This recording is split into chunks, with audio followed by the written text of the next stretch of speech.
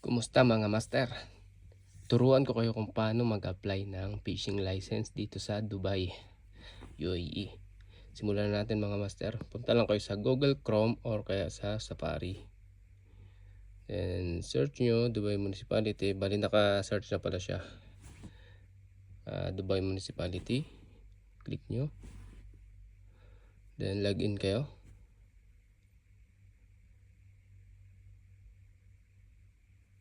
So ayun na, nakalagin na yung aking account. Kung wala naman kayong account sa Dubai Municipality, gumawa muna kayo para makalagin kayo mga master, maka-apply kayo, no? Then pag may account na kayo, click nyo lang tong all service.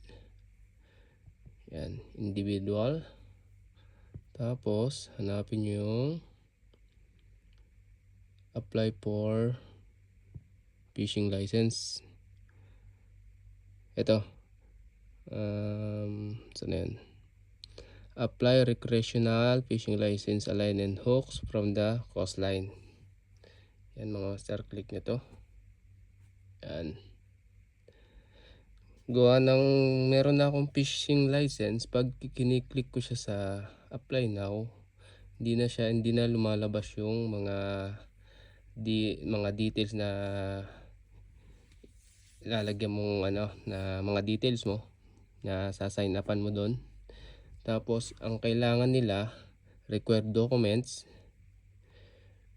kailangan nilang proof of residence in Dubai, tenancy contract, residential property ownership or water and electric bill. Diba? Yan. Bali kung wala naman kayong ijari, kung shared accommodation kayo mga master, pwede kayong gumawa ng letter na shared accommodation. Gumawa lang kayo ng sulat na ganon na nasa shared accommodation kayo, tapos attach nyo yung name ng landlord nyo, full name, then papirmahan mo sa kanya yung shared accommodation letter. Yun. Tapos submit nyo yung ijari tsaka yung shared accommodation letter. Yun. Tapos after within 3 working days, lalabas na yung license mo pag na-approve nila. Bale siya sa sa email mo i-email sila na okay na yung license mo. Pero yung iba 3 hours lang meron na silang license eh.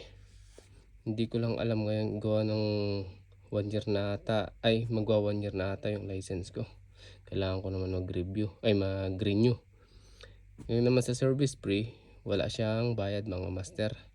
Lang siya, free siya, valid for 1 year na siya mga master. So ayun lang mga master, kung gusto nyo mag-apply para safe kayo sa pag-fishing nyo, Dubai Municipality lang online. Yan mga master, sana makatulong.